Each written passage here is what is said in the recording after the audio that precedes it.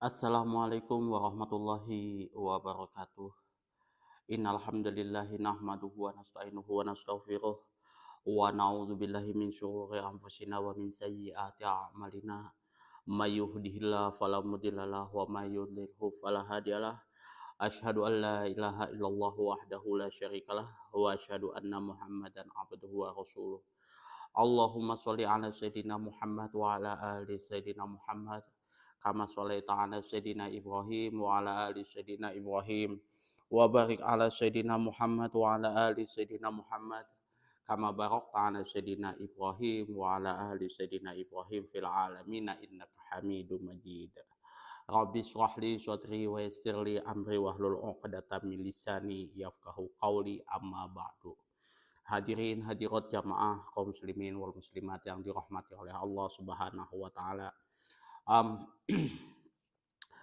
Kali ini ini adalah video muqaddimah. eh, kita belajar tentang kifayatul awam, yang mana kita akan belajar tentang apa namanya, ajaran tauhid, ya, ajaran tauhid Asy'ari, Maturidi. Tapi ini komplit Asy'ari, ya. Ini komplit pembahasannya cita rasa Asy'ari, gitu ya. Mmm, di sini kita akan membahas tentang secara umum ma'rifatullah, ya. Ilmu, istilahnya apa ya, disiplin ilmu ma'rifatullah, mengetahui tentang zat-zatnya Allah Subhanahu wa taala. Kalau misalkan teman-teman ya di luar sana sudah ada yang tahu tentang syariat, thariqat, hakikat, dan makrifat. Nah, makrifatullahnya itu ya kita belajar tentang ilmu tauhid, tentang zat-zatnya Allah Subhanahu wa taala. Baik itu ada yang bermazhab Maturidi, kemudian ada yang bermazhab Asy'ari, ada yang bermazhab Tohawi. Itu. Jadi itu semua adalah eh, konsep yang apa ya, istilahnya suatu konsep yang coba dijelaskan oleh ulama-ulama terdahulu bagaimana cara kita mengenal zat-zatnya Allah Subhanahu wa taala berdasarkan Al-Qur'an dan hadis, seperti itu ya. Kalau di zaman Rasulullah Shallallahu alaihi wasallam itu ya istilahnya akidah itu ya ada sendiri kayak gitu kan Al-Qur'annya, tapi tidak dibahas secara detail di dalam kitab-kitab ulama-ulama yang mutakhirin kayak gitu. Tapi eh, apa ya, sumbernya itu ya dari Al-Qur'an dan hadis gitu ya. Dan mohon maaf mungkin kalau misalkan ada beberapa ustadz yang mungkin bermazhab Tohawi dalam akidahnya atau Maturidi, mungkin di sini nanti ada kritik-kritik, ya. Saya mohon maaf yang sebesar-besarnya. Saya tidak menyerang secara personal dari suatu mazhab tersebut. Kemudian di sini saya juga disclaimer, eh, mohon bantuan buat para asatidz, alim ulama, para kiai mungkin yang lebih paham lagi daripada saya. Ada kata-kata atau istilah-istilah yang mungkin tidak sesuai nantinya, mohon dikoreksi, ya, mohon dikoreksi karena umumnya ini kalau membahas ini, jujur aja waktu saya mengaji di apa ya, di Pondok Pesantren Ummul Qura Asyuti itu, ini masalah wajib sebenarnya, masalah usul dalam beragama, tapi ini juga masalah yang pelik, yang gimana ya, kami orang santri itu malas untuk belajar karena ini susah sekali untuk memahaminya. Bahkan ada beberapa istilah waktu saya mengaji dengan Ustadz Busiri pada waktu itu, ya beliau juga mentatbik atau tidak menjelaskan secara detail kayak gitu istilah-istilahnya, kayak contoh ta'alluq seperti apa itu jujur apa ya, perdebatan kami yang paling keras itu di situ karena itu adalah pembahasan yang paling susah di eh, mazhab Asy'ari itu sendiri. Yang pertama, ini saya, apa ya, saya buka dengan mukaddimah yang pertama. Sebelumnya ya, sekali lagi saya, menjelaskan ke teman-teman ya, kitab yang saya, bawa ini adalah kitab Kifayatul Awam versi yang terjemahan ya.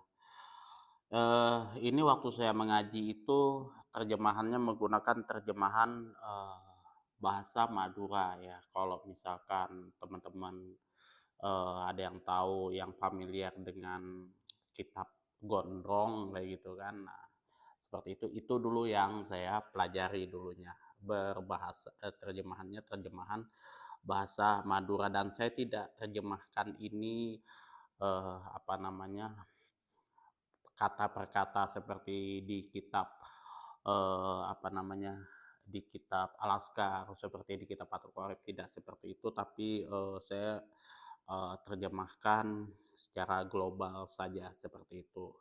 Dan kitab ini bagus karena dia meng-combine, eee dengan kitab, Tahqiqul Maqam ya, kitab Tahqiqul Maqam syarah daripada Kifayatul Awam itu sendiri. Supaya nanti istilah-istilah yang ada itu bisa, dipahami seperti itu. Kalau misal kita, langsung pada matan Kifayatul Awamnya saja bingung kita karena ada istilah-istilah yang tidak dijelaskan di matannya, tapi adanya di, eee, kitab Tahqiqul Maqamnya dan beberapa kitab yang lain yang diambil, yang dimasukkan oleh penerjemah di kitab Kifayatul Awam sini. Yang pertama di sini, Alhamdulillahi al-munfaridi bil ijadi. Alhamdulillah segala puji bagi Allah al-munfaridi yang bersendiri bil ijadi dengan perbuatan menciptakan ya, menjadikan.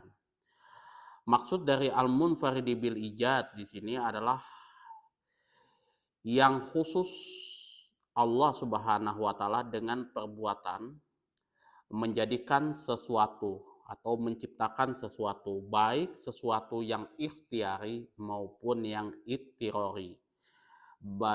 Bersifat baik atau buruk. Meskipun tidak boleh kita menisbahkan sesuatu keburukan tersebut kepada Allah Subhanahu wa taala kecuali pada makom ta'lim. Nah, ikhtiari ini pengertiannya adalah eh, segala sesuatu yang Allah takdirkan kepada kita, yang Allah tetapkan kepada kita, tapi kita masih bisa memilih. Itu ikhtiari. Contoh misalkan yang bisa kita pilih itu, yang bisa kita upayakan itu contoh kalau misalkan kita dari miskin menjadi kaya seperti itu. Kita bisa memilih. Kalau misalkan kita malas-malas, kita jadi miskin. Kalau misalkan kita berusaha giat, maka kita akan menjadi kaya.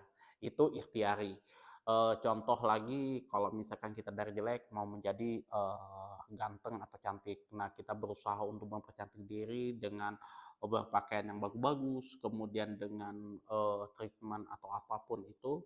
Nah, maka menjadi cantik atau ganteng. Itu ikhtiari namanya. Nah, kalau ittirori itu suatu ketetapan Allah Subhanahu wa taala yang sudah tidak bisa dipilih oleh makhluk tersebut ya. Contoh misalkan kita mau kita diciptakan oleh Allah Subhanahu wa taala atau kita dilahirkan itu dalam keadaan miskin. itu kita sudah tidak bisa milih gitu ya. Kita tidak bisa memilih mau kita dilahirkan dalam keadaan kaya atau miskin, dalam keadaan keluarga ini Islam, keluarga non Muslim dan lain sebagainya, kita tidak bisa pilih, atau keluarga yang baik-baik dengan keluarga yang buruk, di lingkungan yang baik atau di lingkungan yang buruk, itu kita sudah tidak bisa pilih gitu. Atau misalnya kita bisa bernafas, kita berkulit hitam, kita dilahirkan dari suku Cina, Madura, Dayak, itu kita tidak bisa pilih. Nah, ketetapan-ketetapan Allah yang tidak bisa dipilih, yang tidak bisa diupayakan oleh manusia, yang mana itu diterima, mesti harus diterima oleh manusia, itu namanya itirori. Kalau yang masih bisa diupayakan, yang masih bisa dipilih oleh manusia, itu namanya ikhtiari. Ini kita dalam skop manusia ya. Ini dalam skop dari lingkup manusia itu ya. Nah, kemudian yang bersifat baik atau buruk, terutama yang buruk ini tidak boleh dinisbahkan kepada Allah. Itu kecuali pada makom taklim itu ya, eh, misalkan keburukan itu misalkan eh, eh, orang itu misalkan jelek kayak gitu kan. Wah ini ya bukan bukan bukan misalkan musibah itu kan datangnya dari Allah Subhanahu wa taala, yang mana itu memberikan dampak yang buruk kepada manusia, itu nggak bisa kita nisbahkan kepada Allah Subhanahu wa taala sebenarnya. Itu ya. Semua keburukan itu tidak bisa dinisbahkan kepada Allah Subhanahu wa taala. Tidak bisa dinisbahkannya artinya tidak bisa kita pikir bahwa ini buruk ya, yang ditimpakan kepada kita ini sesuatu yang buruk, kita sakit, kemudian kita kemudian pokoknya yang sesuatu yang sulit untuk kita terima, itu tidak bisa dinisbahkan kepada Allah Subhanahu wa taala. Sesuatu yang Allah berikan kepada kita, itu yang kita terima, itu baik itu cobaan-cobaan yang berat untuk kita, yang kita benci, itu tidak boleh dinisbahkan kepada Allah. Semua yang Allah berikan kepada kita itu semuanya baik untuk kita, itu ya, baik untuk kita. Ya kita miskin, kita ditakdirkan miskin kayak gitu kan, misalkan. Ya, itu semuanya itu adalah ketentuan Allah Subhanahu wa taala, yang mana itu baik di mata Allah Subhanahu wa taala. Itu ya. Itu maksudnya ya, penjelasannya. Dan saya tidak mau berpanjang lebar di sini karena itu hanya pada makom taklim ya, buat tempat pengajian. Kemudian maka pada kalam musonib ini di sini terdapat isyarat kepada mazhab ahlu sunnah wal jamaah berupa wahdaniyatul af'al dan penolakan kepada mazhab mu'tazilah yang mengatakan, yang berpandangan bahwa hamba itu menjadikan perbuatan-perbuatannya yang ikhtiari, yang ikhtiyariyah ya. Jadi yang bisa dipilih oleh manusia itu bisa hamba itu bisa menjadikan perbuatan-perbuatan yang bisa dipilihnya kayak gitu kan. Dia mau kaya itu ya semua itu berkat kerja kerasnya hamba itu tidak ada istilahnya campur tangan daripada Allah Subhanahu wa taala. Itulah yang ditentang oleh Asy'ari, ulama Asy'ari ini ya. Makanya nanti mazhab Asy'ari ini, terutama di kitab ini nanti ada mengambil kutipan-kutipan dari Mu'tazilah. Ini tujuannya untuk membantah argumentasi-argumentasi orang-orang Mu'tazilah, mazhab-mazhab Mu'tazilah. ya. Nah, wahdaniyatul af'al di sini yang dimaksud di sini adalah keesaan dalam perbuatannya yang tidak membutuhkan yang lainnya. Ya, Allah menciptakan segala sesuatu tidak membutuhkan kepada yang lain-lain. Beda dengan kita kan. Kalau kita mau membuat konten kita membutuhkan apa namanya? Kita membutuhkan handphone, kita membutuhkan tim editing, kita membutuhkan karyawan, kita membutuhkan adsense juga, penonton dari yang lain. Kalau enggak kita kelimpungan kayak gitu. Kalau Allah Subhanahu wa taala enggak. Nggak butuh bahan, nggak butuh anak buah, nggak butuh apa-apa. Allah wahdaniyatul af'al. Allah lah yang menjadikan semuanya tanpa membutuhkan apapun di situ ya. Terbebas dari itu ya. Itu. Nah, di sini ada pengertian daripada al-ijad itu ya. Alhamdulillah al-munfaridi bil ijad. Nah, apa sih pengertian daripada ijad itu sendiri? Al-ijad itu. Al-ijad adalah ibrazul mumkini minal adami ilal wujudi. Menampakkan perkara yang mungkin dari yang tidak ada kepada ada. Itu ya. Dari yang tidak ada baik itu apa yang tidak ada kepada yang ada itu baik yang kasat mata seperti hanya manusia, hewan, kemudian apalagi tumbuh-tumbuhan lain ataupun yang tidak kasat mata seperti malaikat, setan, apalagi surga dan neraka, kemudian ya sesuatu yang goib itu ya, itu yang tidak bisa kita lihat ya itu semua Allah ciptakan ya. Allah ciptakan itu dari perkara yang mungkin tidak ada sebelum dia ada, kemudian dia ada gitu ya. Ya kasarnya kita seperti ini, dari kita tidak ada kayak saya ini belum lahir sampai saya dilahirkan. Seperti itu ya gambarannya. Itu yang namanya al-ijad. Kemudian pada perkataan musonif tersebut diringkas sifat kesendirian Allah Subhanahu wa taala dengan al-ijad saja itu.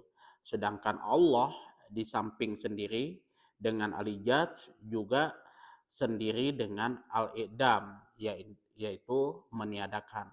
Allah menciptakan, mengadakan segala sesuatu, juga Allah meniadakan segala sesuatu sebenarnya. Tapi di sini musonif hanya memberikan kata bil ijad itu sendiri. Kenapa sih sebenarnya? Dalam hal ini Syekh Ibrahim Al-Bajuri yang merupakan salah seorang murid musonif itu sendiri ya, Syekh Muhammad Al-Fudoli ya. Kitab ini dikarang oleh Syekh Muhammad Al-Fudoli. Nah, Syekh Muhammad Al-Fudoli ini punya murid yang namanya Syekh Sanusi. Nah, beliau ini memberikan pengerti Syekh Ibrahim Al-Bajuri. Nah, beliau di sini memberikan alasan bahwasanya pengarang kitab ini, Syekh Muhammad Al-Fudoli,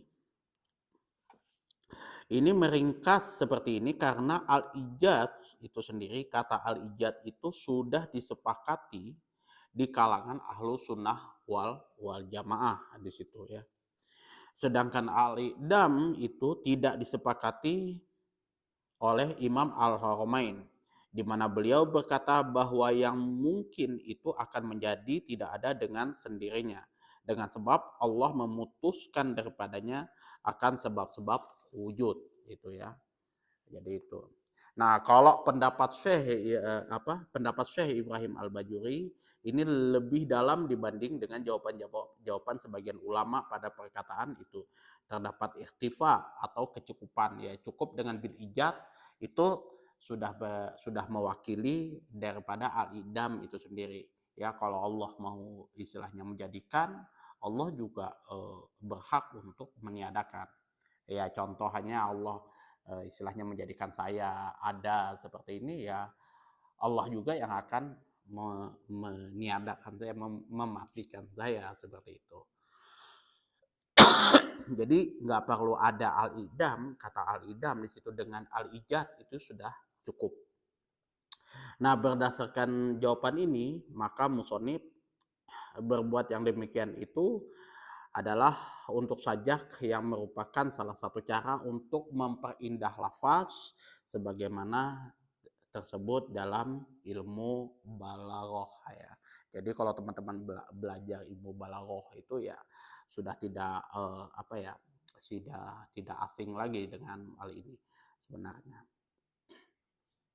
Dari perkataan musonib di atas dipergunakan kata atau dipergunakan nama al-munfaridu untuk Allah Subhanahu wa taala.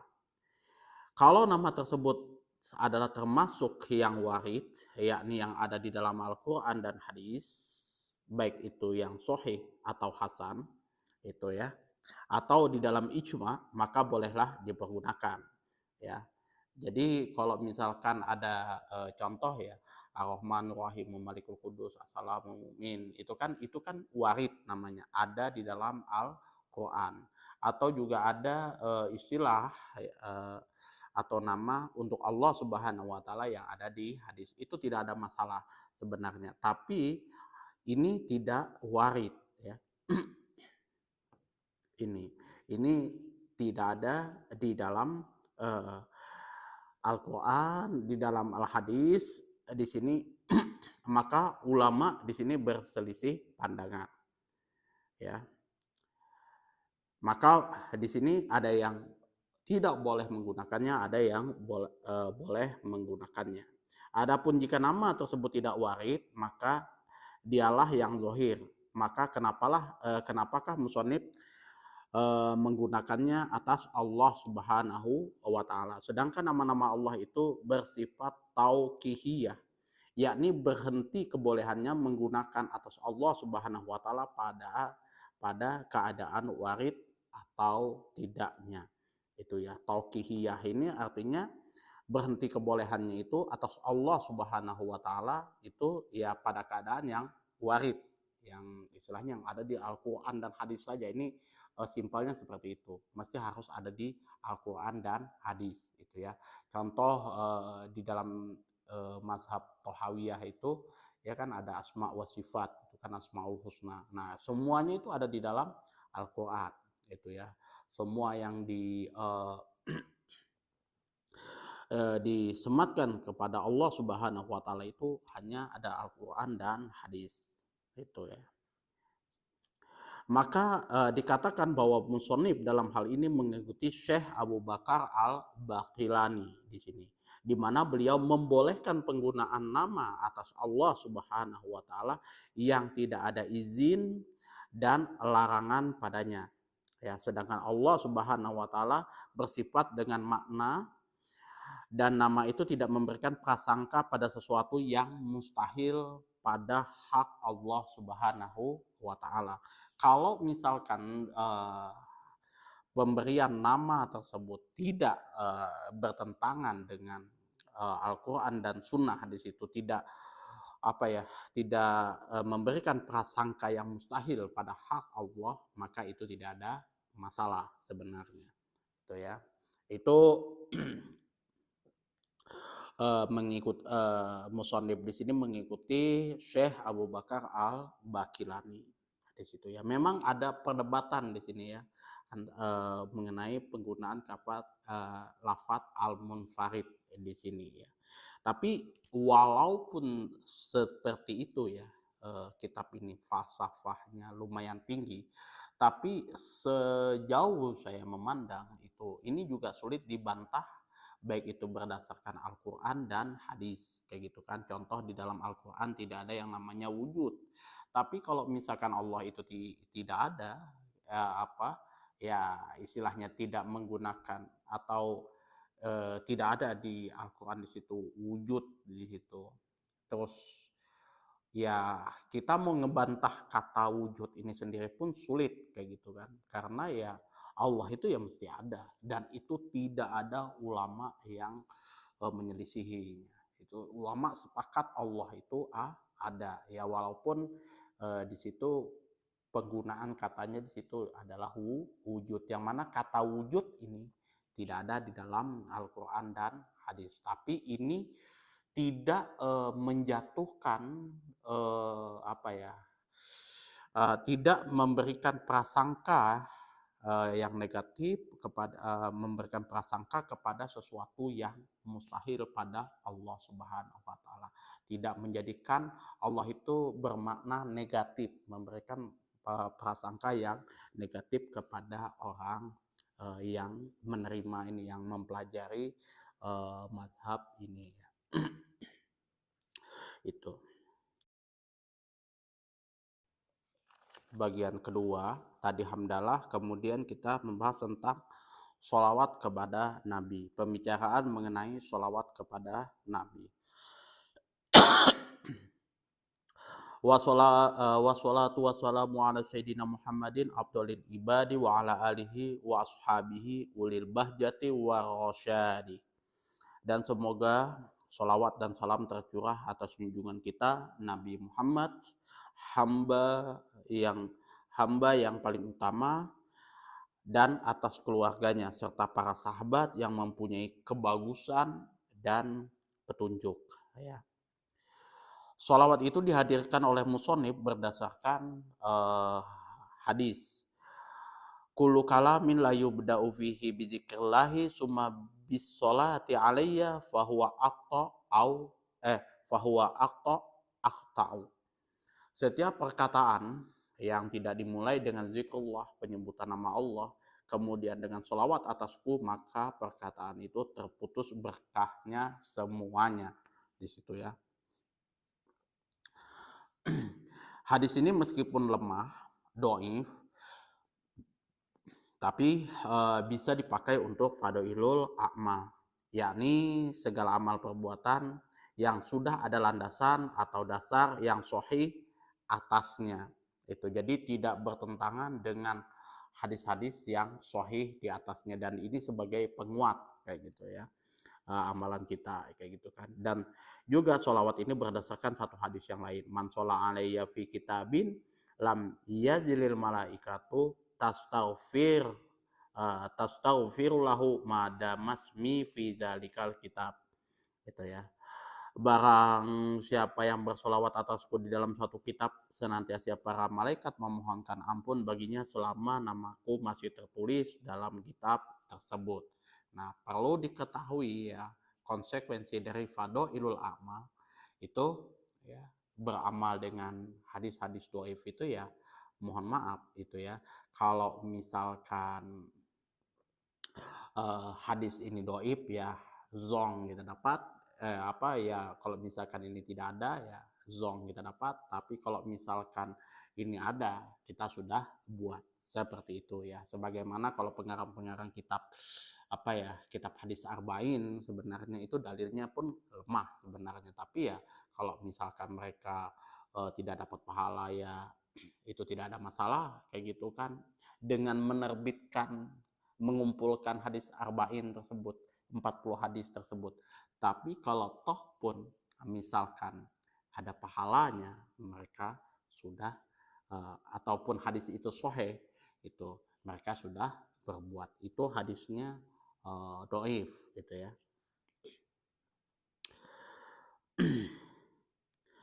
Menurut tafsiran jumhur ulama di sini, sholawat itu kalau datangnya dari Allah Subhanahu wa taala itu bermakna rahmat gitu ya. Kalau datangnya dari malaikat maka maknanya adalah istighfar. Jadi innallaha wa malaikatahu yusholluna 'alan nabi. Nah, kalau Allah bersolawat kepada nabi itu namanya rahmat.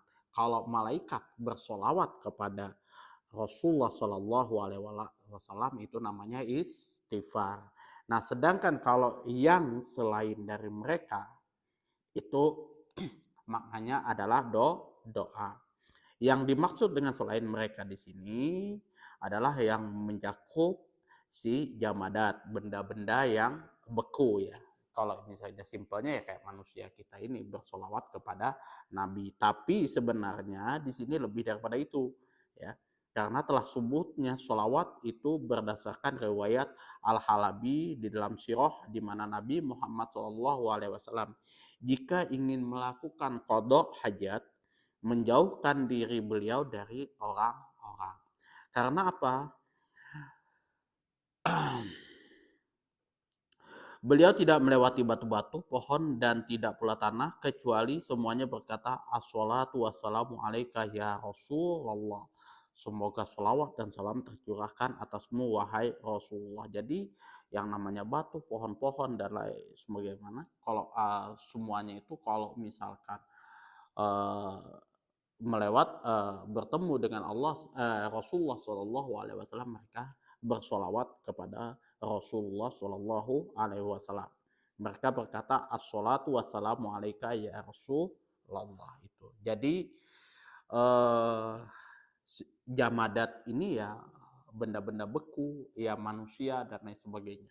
Itu selain daripada Allah Subhanahu wa taala dan malaikat di situ ya. Dan sholawat kita itu dapat memberi manfaat kepada Nabi kita Muhammad Shallallahu Alaihi Wasallam, sebagaimana juga para nabi yang lain di situ. Nah, tapi di sini ada perbedaan pandangan ulama apakah ini memberikan manfaat atau tidak kepada Rasulullah Shallallahu Alaihi Wasallam ketika kita bersolawat di sini kepada Rasulullah Shallallahu Alaihi Wasallam. Di sini seyogyanya kita tidak menyatakan yang demikian itu kecuali pada makom taklim, pada tempat pengajian. Hal itu tidak disyaratkan oleh Syekh Sujai dalam syairnya ya. Wa sahahahu bi annahu yantafi'u bizis sholati sya'nuhu murtafi'.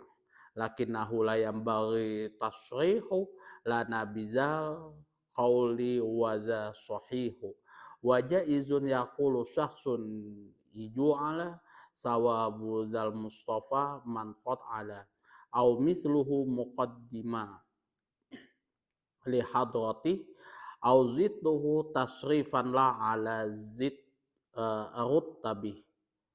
rutbati izi ziyadatul lati fil fadli li rabbina la tantahi bil aqli wa man uba'dihimu ba'dihimu li uhadail qurab li hadratin nabi sayyidul arab qad raddahul muhaffiquna fa'rifa fa ahmadul karima rabbi wa kafa. Dan mereka membenarkan bahwa Nabi Muhammad SAW memperoleh manfaat dengan sholawat itu hingga keadaannya tambah tinggi. Akan tetapi tidak sepatutnya bagi kita untuk menyatakan perkataan ini, ya. Dan ini adalah pendapat yang benar dan boleh seseorang berkata jadikanlah pahala ini kepada Nabi Muhammad al-Mustafa, yakni Nabi yang berderajat tinggi atau seumpamanya dalam keadaan dia mendahulukan kehadirat beliau, atau berkata tambahkanlah dia kemuliaan untuk derajatnya yang tinggi. Karena segala kelebihan yang ada di dalam keutamaannya tidak berakhir dalam akal untuk Tuhan kita. Dan sebagian ulama yang melarang penghadiahan pahala ibadah kehadirat Nabi SAW, junjungan bangsa Arab, sesungguhnya telah ditolak oleh para muhakkikun. Maka ketahuilah aku memuji Tuhanku yang maha mulia lagi maha mencukupi. Jadi ada perbedaan ulama ya masalah sholawat ini. Apakah dia bisa menaikkan derajat Rasulullah SAW, apakah tidak? Ya kita tidak boleh mengatakan bahwasanya dengan sholawat ini derajat Rasulullah SAW bisa naik lagi kayak gitu ya. Nggak boleh ya. Kita cukup bersolawat seperti itu aja kayak gitu. Tidak boleh kita mengatakan hal seperti itu. Ada juga ulama yang membolehkan kayak gitu. Tapi di sini ada yang mengatakan bahwa manfaat itu kembali atas diri orang yang bersolawat tanpa kecuali. Karena Nabi SAW telah mencapai pada kesempurnaan yang tinggi, gitu ya, pada kesempurnaan yang tinggi. Namun pendapat ini juga ditolak karena Tidak ada sesuatu kesempurnaan kecuali di sisi Allah Subhanahu wa taala. Ada yang lebih sempurna daripadanya. Akan tetapi tidak pantas bagi orang yang berselawat itu untuk memperhatikan hal seperti itu, melainkan hendaknya dia memperhatikan bahwa seseorang tersebut bertawasul kepada Nabi di sisi Tuhannya di dalam mencapaikan segala maksud dan tujuannya, alias berdoa. Jadi kita bersolawat itu tujuannya untuk bertawasul untuk mencapai segala apa yang kita doakan di situ, yang kita maksud di situ ya. Jadi kan biasanya kalau kita berdoa itu kan uh, alhamdulillahirabbil alamin wassalatu alhamdulillah innal hamdalillahi nahmaduhu wa nasta'inuhu wa nastaghfiruhu wa na'udzubillahi min syururi anfusina wa min sayyiati a'malina may yahdihillahu fala mudilla lahu wa may yudlilhu fala hadiyalah gitu kan. Kemudian asyhadu an la ilaha illallah wahdahu la syarikalah wa asyhadu anna muhammadan abduhu wa rasuluh. Kemudian Allahumma sholli, kemudian kita berselawat ya kan. Allahumma sholli ala sayyidina Muhammad wa ala ali sayyidina Muhammad kama sholaita ala sayyidina Ibrahim wa ala ali sayyidina Ibrahim wa barik ala sayyidina Muhammad wa ala ali sayyidina Muhammad kama barakta ala sayyidina Ibrahim wa ala ali sayyidina Ibrahim. Kemudian baru kita berdoa, misalkan doa kita itu doa selamat telak bala kayak gitu kan, itu nggak ada masalah, terserah teman-teman berdoa di situ. Tapi dimulai dengan memuji kepada Allah Subhanahu Wa Taala, kemudian kita bersolawat kepada Nabi Shallallahu Alaihi Wasallam dengan tujuan bertawasul di situ ya, baru kita menyampaikan hajat-hajat kita, doa-doa kita, baru kita tutup lagi dengan pujian kepada Allah, kemudian kita tutup dengan solawat kepada Nabi, seperti itu ya. Tujuannya bukan untuk menaikkan derajat Rasulullah Shallallahu Alaihi Wasallam, memberikan kesempurnaan kepada Rasulullah Shallallahu Alaihi Wasallam, tapi ya kita bertawasul kepada bertawasul melalui Rasulullah Shallallahu Alaihi Wasallam di dalam mencapai segala maksud dan tujuan, seperti itu ya. Karena Rasulullah Shallallahu Alaihi Wasallam tanpa kita ya sudah pada makomnya, sudah pada derajatnya di situ, itu ya. Tapi dia tidak boleh lagi dinaikkan menjadi ya sesuatu insan kamil, insan yang sempurna, karena segala kesempurnaan itu hanya milik Allah Subhanahu wa taala, tidak ada yang lainnya di situ. Adapun maksud dari salam di sini adalah penghormatan yang patut dengan diri Nabi Muhammad Shallallahu Alaihi Wasallam berdasarkan apa yang ada pada sisi Allah Subhanahu Wa Taala. Maka yang dituntut adalah penghormatan yang agung yang telah mencapai derajat yang tinggi. Maka jadilah penghormatan tersebut sebagai penghormatan yang paling agung, karena Nabi Shallallahu Alaihi Wasallam adalah makhluk di sini ya, makhluk yang paling agung, atau di sini ciptaan Allah yang paling agung. Sama seperti manusia tetapi tidak sama seperti manusia, itu ya. Basyar lakal basyar, itu ya. Itu manusia tapi tidak sama dengan manusia. Artinya manusia ya manusia. Rasulullah punya salah, punya kekhilafan, Rasulullah juga lupa kayak gitu kan, itu. Tapi ya Rasulullah itu adalah nabi dan rasul di situ ya, nabi dan rasul itu tidak boleh kita bantah di situ ya. Nah disitulah keagungan daripada Rasulullah Shallallahu Alaihi Wasallam, tapi tidak boleh melebihi batasnya ya. Makanya kalau misalkan ulama salafus sholihin itu ya istilahnya mengagungkan Rasulullah Shallallahu Alaihi Wasallam itu berdasarkan hadis-hadis yang sahih, itu ya, berdasarkan hadis-hadis yang sahih, itu ya, berdasarkan Al-Quran, hadis, seperti itu.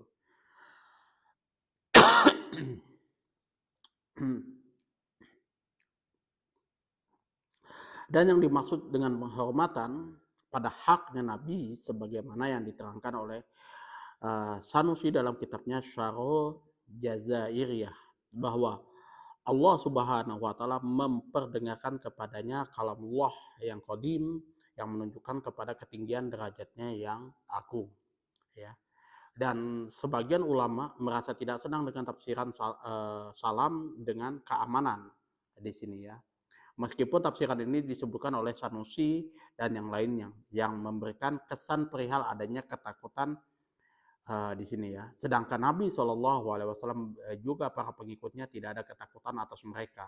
La khaufun alaihim walahum yahzanun, di situ kan yang disebutkan Nabi SAW di sini bersabda, innala khauf innala akhwafukum minallah, sesungguhnya aku adalah yang paling takut di antara kamu kepada Allah Subhanahu wa taala di sini.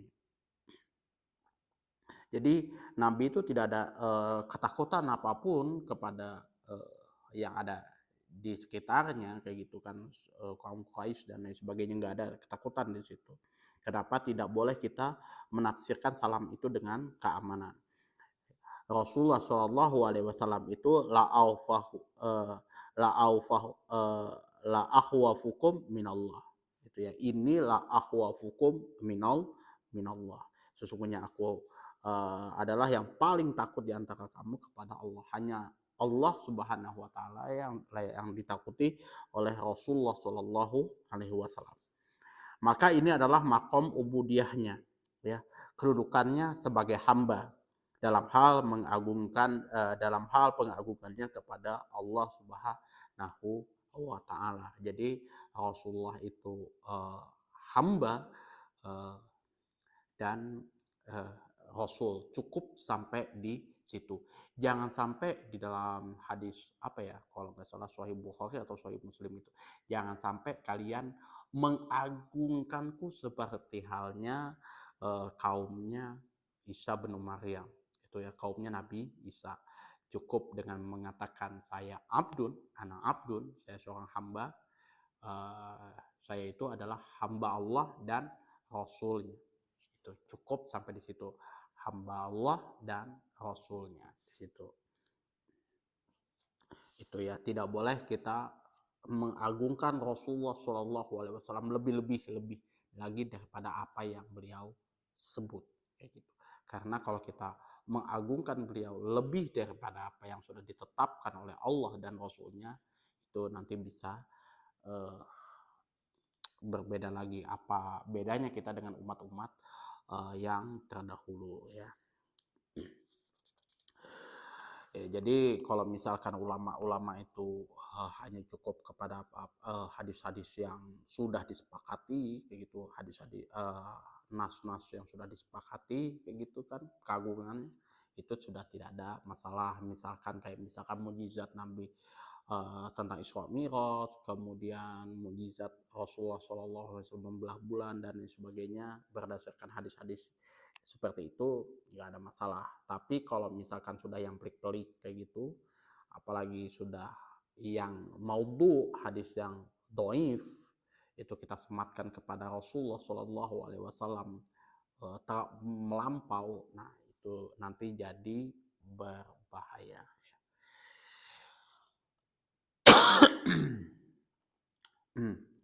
Itu saja yang dapat saya sampaikan pada kajian ini ya. Mudah-mudahan bisa bermanfaat untuk teman-teman semuanya. Saya mohon maaf sekali lagi kalau penyampaian saya pada video ini, pada bab akidah ini, kitab Kifayatul Awam ini tidak sesuai dengan ekspektasi teman-teman semuanya. Saya mohon maaf yang sebesar-besarnya. Itu ya. Kalau misalkan ada kritikan, saran, masukan, dan juga pertanyaan, tolong teman-teman atur di kolom komentar atau di video. Kalau misalkan di video lain, mohon maaf, mungkin saya tidak sempat menonton ya. Tapi kalau misalkan teman-teman langsung di kolom komentar, insya Allah saya baca, dan kalau misalkan saya tersilap, langsung saya benerin. Karena saya bukan orang yang maksum, saya juga bukan ahli di dalam bidang ini. Saya hanya menyampaikan apa yang sudah saya pelajari sewaktu saya di pondok.